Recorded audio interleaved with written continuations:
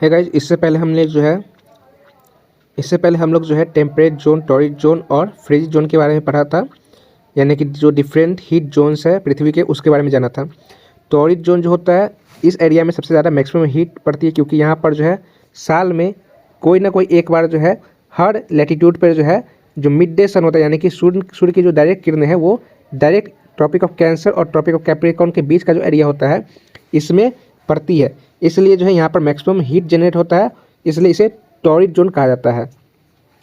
फिर आता है टेम्परेट जोन, यानी कि ट्रॉपिक ऑफ कैंसर के बियॉन्ड, यानी कि ट्रॉपिक ऑफ कैंसर नॉर्थ में और ट्रॉपिक ऑफ कैप्रिकॉर्न जो है जो साउथ में है, इसके आगे का जो एरिया होता है, यहाँ का जो टेम्परेचर होता है वो न ज़्यादा गर्मी होती है न ज़्यादा ठंडा होती है, मतलब ठीक ठाक होती है, क्योंकि यहाँ पर जो सूर्य की किरणें होती है वो डायरेक्ट नहीं पड़ती है, बल्कि थोड़ा सा स्लाइटली जो है उसका एंगल जो होता है वो डिक्रीज होता है।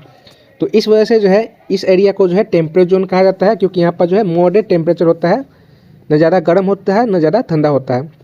फिर आता है फ्रिजिड जोन, यानी कि यहाँ पर काफ़ी ठंड पड़ती है, क्योंकि यहाँ पर जो सूर्य की किरणें होती है पोल के पास, नॉर्थ पोल और साउथ पोल दोनों जो एरिया होता है वो बर्फीला एरिया होता है, इसलिए यहाँ पर जो है इसे कहा जाता है फ्रिजिड जोन, क्योंकि यहाँ पर सूर्य की किरणें जो है काफ़ी कम मात्रा में पड़ती है, लेस हीट यहाँ पर जनरेट होता है, इसलिए जो है ये जो एरिया होता है वो काफ़ी बर्फीला इलाका होता है, जैसे अंटार्कटिका हुआ, उसी तरह से आर्कटिक सर्कल हुआ। तो ये जो एरिया होता है वो काफ़ी बर्फीला इलाका होता है, इसलिए इस एरिया को जो है, जो कि पोल्स में लाई करता है, एक नॉर्थ पोल में एक साउथ पोल में, तो इस एरिया को जो है फ्रिजिड जोन कहा जाता है।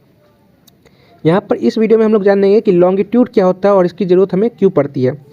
देखिए, अब हम यहाँ पर लाइन बाय लाइन भी पढ़ सकते हैं, या फिर हम आपको जो है एक छोटा सा संक्षेप में आपको बता दें कि इसमें आखिर कहा क्या जा रहा है, लॉन्गिट्यूड क्या होता है।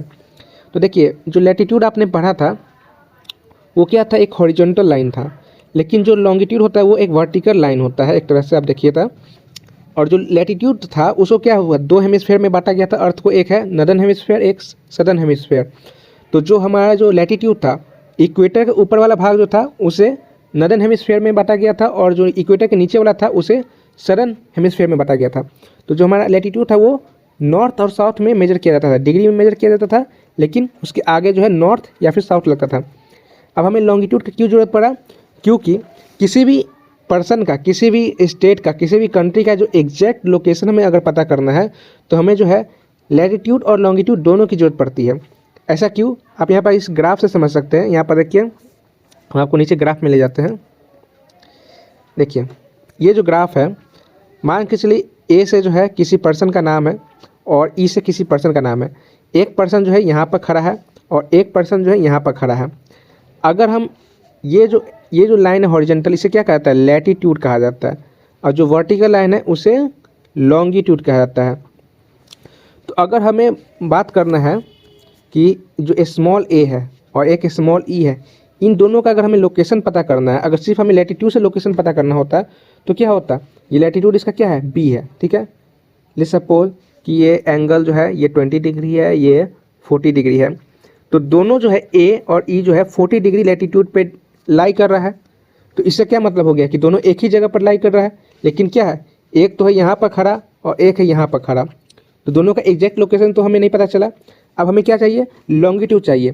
तो जब हमारे पास जो है लॉन्गिट्यूड हो जाता है, जैसे ये है 1 2 3, मान के चलिए लॉन्गिट्यूड ये 10 डिग्री है, ये 20 डिग्री है, 30 डिग्री है, ठीक है। तो अब हम डिसाइड कर सकते हैं कि अगर मान के चलिए ये जो है ए है, स्मॉल ए, ये 20 डिग्री नॉर्थ में है, नॉर्थ ऑफ द इक्वेटर, और जो है क्या है, लॉन्गिट्यूड इसका क्या हो गया, 10 डिग्री, 10 डिग्री। और जो लॉन्गिट्यूड होता है वो ईस्ट और वेस्ट में मापा जाता है। ईस्ट वेस्ट किस तरह से होता है, एक प्राइम मेरिडियन जो है सभी कंट्री ने मिलकर जो है एक प्राइम मेरिडियन डिसाइड किया।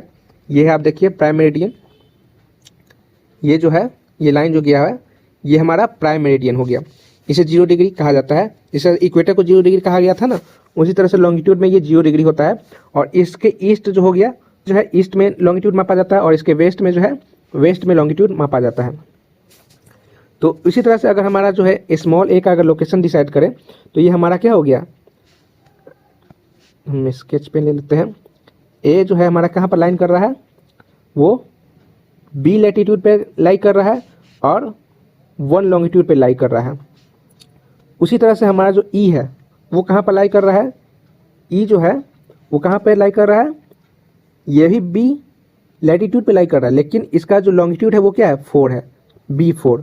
तो इस तरह से हमें पता चल गया कि जो हमारा ए है वो कहाँ पर है, 1B पर लाई कर रहा है, और जो हमारा ई है वो 4E पर लाई कर रहा है। तो इसका एग्जैक्ट लोकेशन हमें पता चल गया इस तरह से। इसलिए हमें जो है लॉन्गिट्यूड की जरूरत पड़ती है। आप चलिए इसको जो है लाइन बाय लाइन पढ़ते हैं।